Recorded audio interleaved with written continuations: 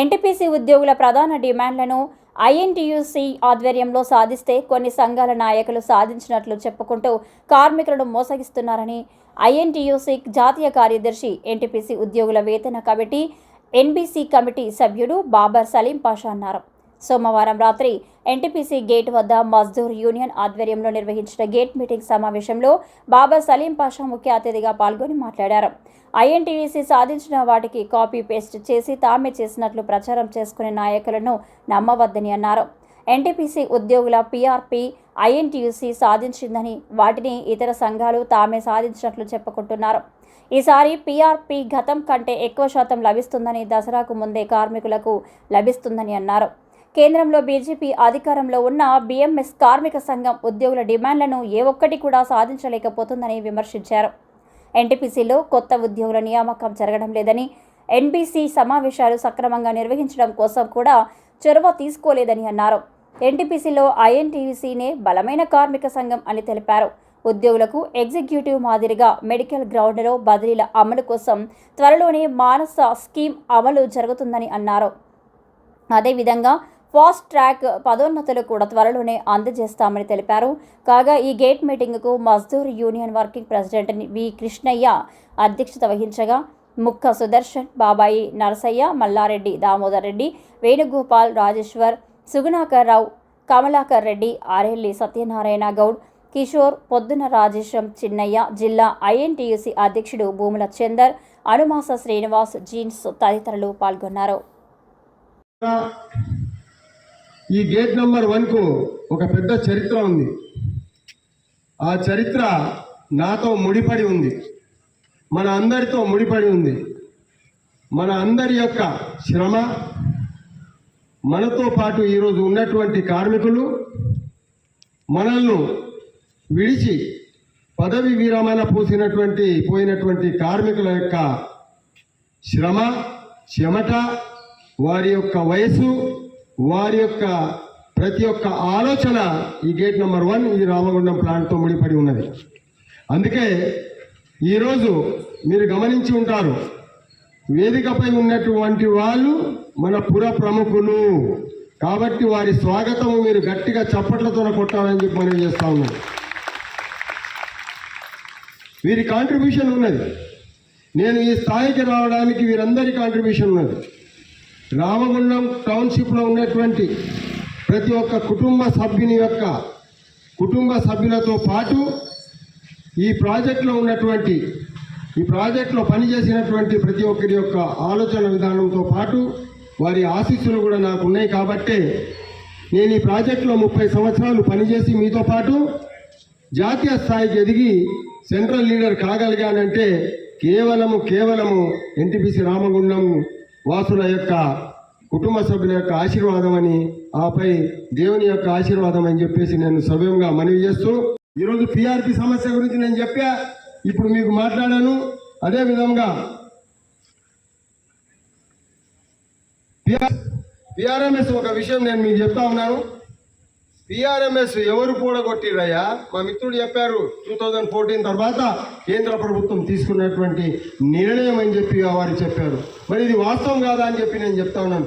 ఈ సమస్య 10 సంవత్సరాల కన్నా తక్కువ సర్వీస్ ఉన్న భూ నిర్వాసితులు రామగుండం ఎన్టీపీసీ యూనిట్ నుండి పిఆర్ఎంఎస్ ట్రస్ట్లో బిఎంఎస్ తరఫున సభ్యునిగా సేవలు అందిస్తున్న వారికి ఎన్ని మార్లు నివేదించిన ఫలితం శూన్యము. మా దగ్గర లెటర్స్ ఉన్నాయి. మీరేం చేస్తూ ఉన్నారు? అధికారంలో ఉండి అని చెప్తా ఉన్నా. గుడ్లు పెడతారులా అధికారంలో ఉండి, ఆ గుడ్లు పెట్టి పొదిగించుకుంటారులా అని చెప్పి అడుగుతా ఉన్నాను నేను మీకు. అధికారం నీ దగ్గరనే ఉంది కదనయ్యా. ఈ ముఖ్యమంతా ఓట్లకు దానికి ఏం సంబంధము? చేసి చూపి, నీ సత్తా ఏంటిదో చూపించు. కానీ ఉదా మాటలు మాట్లాడి మభ్యపెట్టి వాళ్ళను, అమాయకులను W1 ప్రమోషన్ మేమే ఇప్పించాము. ఏమయ్యా నువ్వు ఇప్పించేది? 8 సంవత్సరాలు ఉన్న దాన్ని 6 సంవత్సరాలు చేసిన దాని లోపల అప్పుడు ఉన్నటువంటి వాళ్ళందరూ కూడా దాంట్లో రావడం జరిగింది. దాంట్లో పూర్తి స్థాయిలో ఐఎన్టీసీ యొక్క ప్రయత్నం ఉన్నది, కానీ మీ ప్రయత్నమే లేదని చెప్పి నేను చెప్తా ఉన్నాను. కాపీ పేస్ట్ అంటారు. ఈ కంప్యూటర్లు నడిపే వాళ్ళకి అందరికీ తెలుసు. కాపీ పేస్ట్ ఎంతమందికి తెలుసు చెప్పండి? Copy paste very good. సత్యించేది ఇంకోడు, పేరు చెప్పిన తోడు ఇంకోడు. ఎందుకయ్యా ఇటువంటి వృధా ప్రయాసాలు చేస్తారు వీళ్ళు? సంతోషంగా కష్టపడిన వాడు అయ్య పేరు పెట్టుకోవాలి, కానీ ఇంకోడు పేరు పెట్టుకుంటే తెలంగాణ బిడ్డలు కానీ తెలంగాణ నాయకుడిగా నేను కానీ సాధించేది లేదు, ఓర్చుకునేది అంతకంటే లేదని చెప్పి చెప్తా ఉన్నాం. ఖచ్చితంగా ప్రభుత్వ రంగ సంస్థలను నిర్వీర్యం చేయడానికి, మమ్మల్ని అందరూ నిర్వీర్యం చేయడానికి రిక్రూట్మెంట్ ఆపేయడం జరిగింది. రిక్రూట్మెంట్ లేకపోతే మన ఇంపార్టెన్స్ పోతుంది. అందుకే మనము మొన్న జరిగినటువంటి ఎన్జేపీసీ లోపల చైర్మన్ గారిని నిలబెట్టి అడిగాము, ఎందుకయ్యా నువ్వు ఎగ్జిక్యూటివ్స్కి అయితే రిటైర్ అయినాక కూడా 4 సంవత్సరాలు 3 సంవత్సరాలు 5 సంవత్సరాలు తీసుకుంటా ఉన్నావు, అదే విధముగా బయట ఎక్కడో అనుభవం లేనటువంటి వాళ్ళను నువ్వు మళ్ళీ డ్యూటీలో 5 సంవత్సరాల కోసం అని తీసుకుంటా ఉన్నావు. కాబట్టి మా కార్మికులనే 60 సంవత్సరాల తర్వాత రిటైర్ అయితే ఇంకా 5 సంవత్సరాలు వాళ్ళకు అవకాశం నువ్వు కంటిన్యూగా అని చెప్పడం జరిగింది. దాన్ని వారు సానుకూలంగా స్పందించి నేను తప్పకుండా ఈ విషయం మీద ఎగ్జామిన్ చేస్తానని చెప్పాడు. స్థానిక ఉద్యోగాల గురించి కూడా అడిగినటువంటి ఏకైక నాయకుడు మీ బాబర్ సలీం బాషా అని కూడా నేను చెప్తా ఉన్నాను. ఎందుకంటే మన వంతు అయిపోయింది, మనకు నౌకరీలు దొరికినాయి, మనం హాయిగా ఉన్నాము, మనకు మెడికల్ దొరికింది.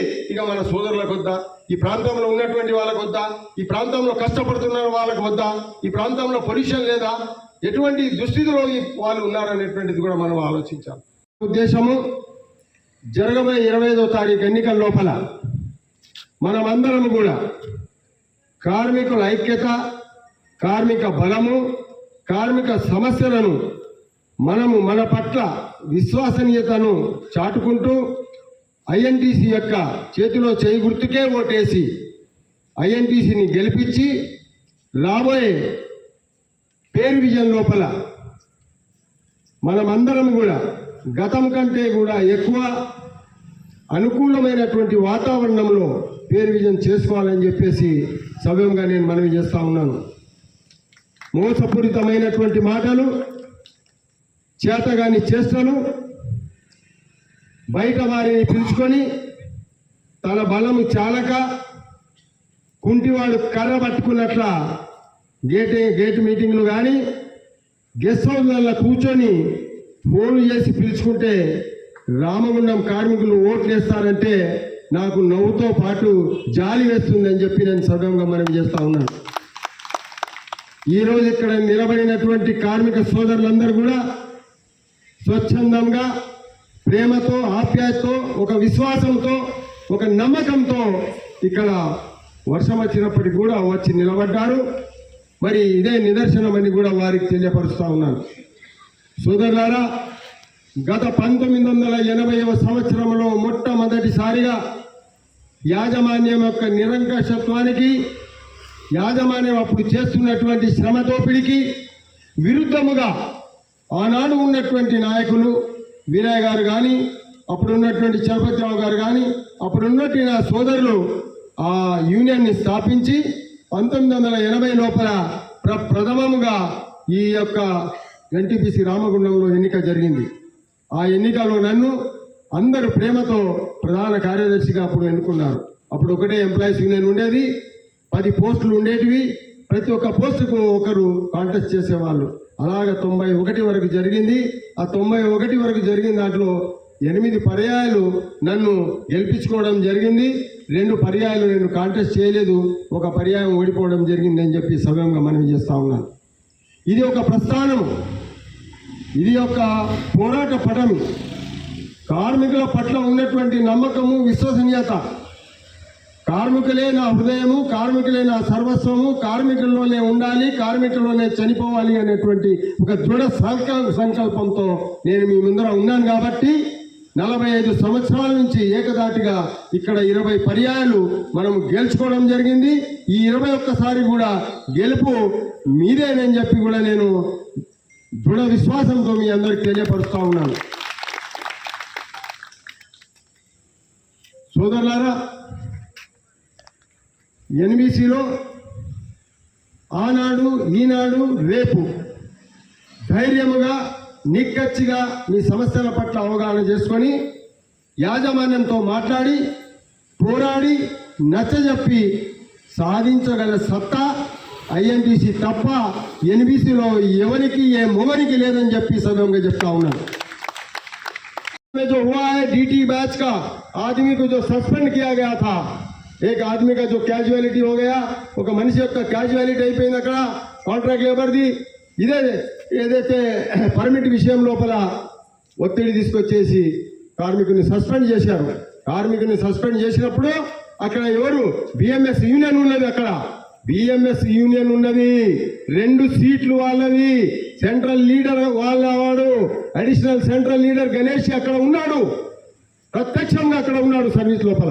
నేను అడుగుతా ఉన్నాను, నువ్వేం చేశావు అక్కడ? నితిన్ గడ్కరీ గారు అక్కడ మంత్రి, కేంద్ర మంత్రి, బీజేపీ అడ్డా, ఆర్ఎస్ఎస్ అడ్డా, నువ్వేం చేశావు? ఎక్కడ ఏ పొక్కలు పండుకున్నావు అని చెప్పి అడుగుతా ఉన్నాను. ఆ గణేష్కి సిగ్గుండాలా, శరం ఉండాలా? 2 సీట్లు 2 పర్యాయాలు కంటిన్యూగా ఉన్నారు అక్కడ 6 సంవత్సరాల నుంచి. అమాయకంగా ఒక కార్మికుడిని సస్పెండ్ చేసి ట్రాన్స్ఫర్ చేసే పరిస్థితులు. అర్ధరాత్రి 2 గంటలకు నా ఇంటికి వచ్చారు వాళ్ళు నాగ్పూర్ నుంచి కారు వేసుకొని. గమనించాలి ఇక్కడ మీరు, అర్ధరాత్రి భయభ్రాంతులకు గురై వచ్చారు. భయభ్రాంతులు అంటే అది ఇక్కడ సొల్లు మాట్లాడతారా? భయభ్రాంతుల్లో బతుకుతున్నారు. మీరు భయభ్రాంతులు సృష్టిస్తూ ఉన్నారు. ఇక్కడ మీ అధికారాన్ని, మీ పవర్ని యూజ్ చేస్తూ ఉన్నారు.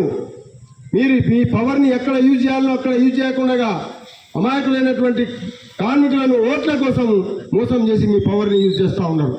ఏం జరిగింది? తెల్లారి నేను వెళ్ళాను, అక్కడ ఉన్నటువంటి మనోహర్ హెచ్ఓపి గారితో మాట్లాడాను. నెక్స్ట్ డే సస్పెన్షన్ రివర్స్ చేశాము, కమిటీ వేసాము. కమిటీ లోపల కూడా ఆ వ్యక్తికి ₹1 నష్టం జరగకుండా టోటల్ కమిటీ మీటింగ్ని క్లోజ్ చేశాము. నేను చెప్తా ఉన్నాను, మరి మీ యొక్క బాధ్యత కాదా అని చెప్తా ఉన్నాను. నీకు ఇక్కడ చేత కాదు, నీకు ఇక్కడ నాయకత్వం లేదు, నీకు ఒక లీడర్షిప్ లేదు. 40 సంవత్సరాలని నీ ముఖానికి ఎవడు ఓటేయలేదు, నువ్వు గెలవలేదు. ఒక్కసారి గెలిస్తే గేట్లు బంద్ చేశారు, ఒక్కసారి గెలిస్తే మస్కాగిరి కొట్టారు, ఒక్కసారి గెలిస్తే అడుగులకు మడుగులొచ్చారు, మళ్ళొక్కసారి వేసి ఈ పరిస్థితులు పేరుజనయ్యే పరిస్థితులు, సమస్యలు ఉన్నాయి. పిఆర్ఎంఎస్ ఉన్నది, సిడిపి ఉన్నది, ఎన్నో సమస్యలు ఉన్నాయి. మాకు సమస్యలు ఉన్నప్పుడు మీకు ఓటేయాలా? మీరు అడుగుతారా? గతంలో ఇచ్చినటువంటి హామీలు ఏమైపోయినాయి? హామీలు అనేటువంటివి గతంలో ఉన్నాయి, ఈ రోజు కూడా హామీలు ఉన్నాయి. ఆ హామీలను నెరవేర్చడమే మా సిద్ధాంతము. అందుకే మళ్ళీ ఓటేయాలని అడుగుతా ఉన్నాం. ఎందుకంటే ఇది నిరంతరము ప్రక్రియ. ఒక కుటుంబము, యాజమాన్యం అనేటువంటిది, కార్మికులు అనేటువంటిది, సంఘం అనేటువంటిది ఒక కుటుంబ సమస్యలు ఉంటానే ఉంటాయి. మనం తీసుకొని పోతూనే ఉంటాము. నేను అడుగుతా ఉన్నా మిమ్మల్ని అందరినీ కూడా, 3 సంవత్సరాల్లో కేవలం మూడు పర్యాయాలు మీటింగ్లు అయినాయి. 3 పర్యాయాల్లో కేవడీలో జరిగినటువంటి మీటింగ్లో ఇదే సిఐటియు నాయకుడు మాట్లాడితే బిఎంఎస్ నాయకుడు గారు లేచి, ఆయనకు ఎందుకు అంత టైం ఇచ్చినావు, నాకెందుకు టైం ఇవ్వవు, నన్ను ఒకసారి మాట్లాడినమని డైరెక్టర్ హెచ్ఆర్ పటేల్ గారికి అడిగితే, పటేల్ గారు తిరస్కరిస్తే, మాకు ప్రభుత్వం ఉన్నది, మాకు మీ సంగతులు చూస్తాము, మీకు ఢిల్లీ పిలిపిస్తాము, ఢిల్లీ లోపల మీ పరిస్థితులు చూస్తామన్నారు. నేను వేచి చూస్తా ఉన్నా. ఆ కాలం ఎప్పుడు వస్తుంది, ఆ పరిస్థితి ఎప్పుడు వస్తుంది? మీరు మంత్రి దగ్గర ఎప్పుడు పిలిపిస్తారు? వీళ్ళను పిలిపించి మా సమస్యలు ఎప్పుడు పరిష్కారం చేస్తారు? ఓట్లు వచ్చినాయని చెప్పి నాకు అధికారం ఉన్నది, నీ పిఆర్ఎంఎస్ చేస్తా, నాకు అధికారం ఉన్నది, నేను నీకు అది చేస్తా, నాకు అధికారం ఉన్నది, ట్రాన్స్ఫర్ చేస్తా. నీ అధికారం ఈ 3 సంవత్సరాలు ఎక్కడ పోయింది? నీకు అధికారం ఉన్నది కదా అని నేను ప్రశ్నిస్తా ఉన్నాను. మీరు కూడా ప్రశ్నించాల్సిన అవసరం ఉందని చెప్తా ఉన్నాను. W0, W1, W2 మన పిల్లలు ఎవరైతే స్థానికులు ఉన్నారో వాళ్ళ సమస్యలు ఏదైతే మనకు ఉన్నావో ఇక్కడ, ఈ సమస్యలన్నీ కూడాను మరి సంవత్సరాల నుంచి మీరు అధికారంలో ఉన్నారు, 11 సంవత్సరాల నుంచి మీరు అధికారంలో ఉన్నారు. మరి మీ సెంట్రల్ లీడర్షిప్ ఉంది. మరి ఒక్కసారైనా మీరు చీఫ్ లేబర్ కమిషనర్ దగ్గరికి ఒక్క లెటర్ ద్వారా, ఒక్క చిట్టి ద్వారా ప్రత్యక్షంగా పోయి ఏనాడైనా మీరు మాట్లాడారా మీ ముఖాల కోసం అని చెప్పి అడుగుతా ఉన్నాను నేను. సోదరులారా, గుండె బాధ పడతా ఉన్నది. మా లీడర్ పెద్ద అంటే మా లీడర్ పెద్ద, మేము గొప్ప అంటే మా నాయకుడు ఇంకా గొప్ప అనేటువంటి ప్రగల్భాలు పలకడము హాస్యాస్పదంగా ఉన్నది. జాతీయ స్థాయిలో ఎన్బీసీలో ప్రథమ స్థానం 30 సంవత్సరాల నుంచి, అంటే 3 దశాబ్దాలుగా ఐఎన్టీయూసీ సంజీవ్ రెడ్డి గారి నాయకత్వంలో వారి సహచరునిగా 3 దశాబ్దాలుగా ఐఎన్టీయూసీ జాతీయ స్థాయిలో ఎన్బీసీలో నంబర్ 1గా ఉన్నదంటే మీరందరూ గర్వించాలి, సంతోషపడాలి, గట్టిగా సపర్లు కూడా కొట్టాలని చెప్పి నేను చెప్తా ఉన్నాను. It is not a just joke. ఇది హాస్యం కాదు. 30 సంవత్సరాలు అంటే 3 దశాబ్దాల నుంచి జరుగుతున్నటువంటి ఎన్నికల్లో ఐఎన్టీసీ మాత్రమే నంబర్ 1గా దేశవ్యాప్తంగా ఎందుకున్నది అంటే ఐఎన్టీసీకి ఉన్నటువంటి అవగాహన, కార్మికుల పట్ల విశ్వసనీయత, కార్మికుల్లో ఉన్నటువంటి భావనలను పసిగట్టి వారి ఆలోచనలు పసిగట్టి వారికి అనుకూలమైనటువంటి వాతావరణాన్ని కల్పించడము, యాజమాన్యం ఏదైతే భయభ్రాంతులకు గురి చేస్తుందో దానికి భిన్నముగా తానున్నాను అనేటువంటి ఒక బలాన్ని నిరూపించడమే ఐఎన్టీసీ యొక్క లక్ష్యము. కాబట్టి 3 దశాబ్దాలుగా ఈరోజు ఇంత పెద్ద పబ్లిక్ సెక్టార్లో మీరు ఉన్నారంటే సగౌరవంగా మీరు గర్వపడాల్సినటువంటి అవసరం ఉన్నది. దాని నాయకత్వము రామగుండం చేతిలో ఉందంటే ఇంకా మీరు సంతోషపడాల్సినటువంటి అవసరం ఉన్నదని చెప్పి మనం చేస్తా ఉన్నాను. సోదరులారా, నిన్నగాక మొన్న ఎన్బీసీలో వచ్చినటువంటి వాళ్ళ సెంట్రల్ లీడర్ బహుశా వారికి చాలా మంచి గుణం ఉన్నది, చాలా మంచి వ్యక్తి, ఎంతో అనుభవం ఉన్నటువంటి మనిషి. కానీ ఈ ఎన్టీపీసీ యొక్క గుణగణాలు, ఎన్టీపీసీ యొక్క ఎత్తుగడలు, ఎన్టీపీసీ యొక్క చరిత్ర వారికి చాలా తక్కువ తెలుసు అని చెప్పి కూడా నేను మనవి చేస్తూ ఉన్నాను. నేను వాళ్ళ మెసేజ్ చదివాను, వాళ్ళ ఒక పాంప్లెట్లో చూశాను. 4000 నుంచి ఈరోజు మిమ్మల్ని పిఆర్పి వరకు తీసుకొచ్చామని చెప్పి నవ్వు వచ్చింది, కోపం వచ్చింది, వాళ్ళ పట్ల జాలి సానుభూతి కూడా కలిగింది సుమా. ఎందుకంటే 6000 మన బోనస్ ఎక్స్గ్రేషియా మనకు ఉన్నది 2004 వరకు ముందు నుంచి. అది 6 పారామీటర్స్ మీద మనకు ఉన్నది. అది మన అవైలబిలిటీ కానీ, కన్జంప్షన్, పవర్ కన్జంప్షన్స్ కానీ, యాక్సిలరీ కన్జంప్షన్స్ కానీ, మన యొక్క యూటిలిటీ కానీ, ఇటువంటి 6 పాయింట్స్ మీద మనకు 6000 రూపాయలు వచ్చేది. 4000కి తీసుకొచ్చారు, 2000 మింగేశారు. 2000 మింగేశారు అంటే వారి అవగాహన మీద జాలి వేస్తా ఉన్నది. నాకు ఒక సెంట్రల్ లీడర్ మాట్లాడాల్సిన మాటలు, వాళ్ళ చిన్న లీడర్స్ మన సోదరులేనయ్యా, వాళ్ళు మన తోటి కార్మికులు, వాళ్ళు ఎంత లోతు ఉన్నారు, ఎంత బయట ఉన్నారు, ఎంత వెడల్పు ఉన్నారు, ఎంత పొడుగు ఉన్నారు, వాళ్ళకి వెనక ఏముంది ముందరేముంది మీకు బాగా తెలుసు. నేనేం చెప్పను వాళ్ళ గురించి. కానీ ఇక్కడ వచ్చిన 2 సెంట్రల్ లీడర్లు, అడిషనల్ అండ్ సెంట్రల్, వారి గురించి మాత్రం ఖచ్చితంగా గౌరవపూర్వకంగా మర్యాదగానే చెప్తాను. నేను తప్పుడు సమాచారాలు చెప్పడం అనేటువంటిది తప్పు విధానాన్ని మనం ఖండించాల్సినటువంటి అవసరం మనకు ఉన్నది. 4000 రూపాయలు మీరు బోనస్ ఎప్పుడు తీసుకున్నారు నాకు చెప్పండి? 6000 రూపాయలు మనం తీసుకునేవాళ్ళం. ఒక సమయంలో 1800 రూపాయలు తక్కువన్నది. హోటల్ సామ్రాట్ ఢిల్లీ 5 స్టార్ హోటల్లో కూర్చున్నాము, మీటింగ్లో నేను ఉన్నాను. అప్పుడు కూడా నేను సెంట్రల్ అడిషనల్ ఎన్బీసీ మెంబర్గా ఉన్నాను. అప్పుడు ఎస్ఎల్ పాసి గారు సెంట్రల్ లీడర్. నేను వారికి చెప్పా, ఈ 1800 రూపాయలు కూడా ఇప్పియండి, 6000 రౌండ్ ఫిగర్ చేయండి అని చెప్తే 1800 అడగడం ఏంటిది అన్నాడు. మరి నువ్వు 1800 కాకపోతే ఇంకా 15000 నాకు ఇప్పిస్తావా అని మనసులో అనుకున్నా. అప్పుడే మనకు సూపర్వైజర్ కేటగిరీని W6 నుంచి W7 ఏదైతే మనం టెస్ట్ రాస్తామో, టెస్ట్ పాస్ అయిన వాళ్ళు సూపర్వైజర్ అవుతారో, ఎవరైతే టెస్ట్ ఫెయిల్ అయిపోతారో వారు W7 వర్క్మెన్గా వెళ్ళిపోతారో అనేటువంటి ప్రక్రియ అప్పుడు ఉండేది. దాన్ని ఆపినందుకు అప్పుడు కూడా అది కూడా అడిగాను నేను వారికి. ఎవరికి? నేను ఐఎన్టీసీ సెంట్రల్ లీడర్కి అడిగాను, ఇతరులకు కాదు. నాకు తెలిసి ఇతరులకు బలం లేదు, బలమున్న నాయకునికి అడుగుతాం మనం. కాబట్టి అడిగాను నేను. అడిగితే ఆయన దాన్ని కూడా చోటు తీసేనా అన్నాడు. ఈ 2 విషయాల మీద నేను మీకోసం, ఎన్టీపీసీ కార్మికుల కోసం, నా సోదరుల కోసం, నా తమ్ముళ్ళ కోసం నేను ఆ సెంట్రల్ లీడర్ని తీసేయాలని చెప్పి అప్పటికప్పుడు హోటల్ సామ్రాట్లో మేము ఫరక్కా, తర్వాత కోర్బా, సింగ్రోలి, ఈ బదర్పూర్ నాయకులమందరం కలిసి బయటికి వచ్చి ఒక తెల్ల కాగితం మీద సంతకాలు పెట్టి సెంట్రల్ ఐఎన్టీసీ ప్రెసిడెంట్ అప్పుడు సంజయ్ రెడ్డి గారు ఉన్నారు, వారికి ఇవ్వడం జరిగింది. ఈయన తీసేయండి, ఈయన అనర్హుడు, మాకు వద్దు అని చెప్పేసి ఒక సీనియర్ నాయకుడు ఎస్ఎల్ పాసి గారికి విరుద్ధంగా చెప్పి ఆయన తీసేసినటువంటి ఘనత కార్మికుల పక్షాన కేవలం ఐఎన్టీసీకి ఉన్నదని చెప్పి నేను చెప్తా ఉన్నాను. దమ్ముంటే మీ నాయకులను తీసేయండి, చూద్దాం.